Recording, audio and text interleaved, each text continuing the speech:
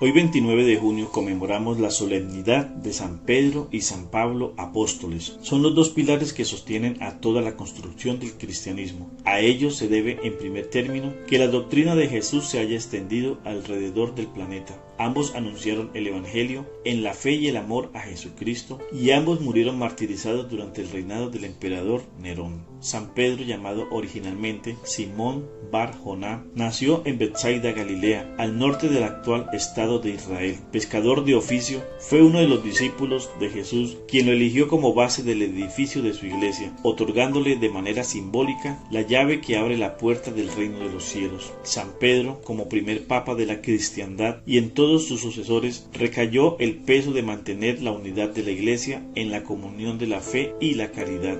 Su labor parecía imposible, pues la religión de los romanos estaba compuesta por dioses propios y por deidades de las que se apropiaban en conquistas, y en general la idea de un Cristo Redentor era completamente ajena a sus creencias. Sin embargo, la labor de Pedro fructificó y ha perdurado 2000 años. Luego de la muerte de Jesús, San Pedro viajó a Roma, capital del imperio, para predicar y establecer ahí la sede de la Iglesia de Jesucristo. Cuando lo capturaron, San Pedro pidió que lo crucificaran de cabeza. San Pablo nació en Tarso, en la actual Turquía, en una familia de judíos pudientes, que también eran ciudadanos romanos, y al mismo tiempo el entorno cultural en el que creció era griego. Paulo, que es la forma romana de decir su nombre en hebreo, Saulo, al igual que su padre, aprendió el oficio de tejedor de tapetes y también perteneció a los fariseos o teólogos judíos. Para proseguir sus estudios teológicos, Saulo viajó a Jerusalén, donde se le enseñó que había surgido una secta peligrosa que amenazaba al judaísmo, y por ese convencimiento se prestó a perseguir a los primeros cristianos. Como cuentan los Hechos de los Apóstoles, una especie de rayo fulminó a San Pablo, derribándolo,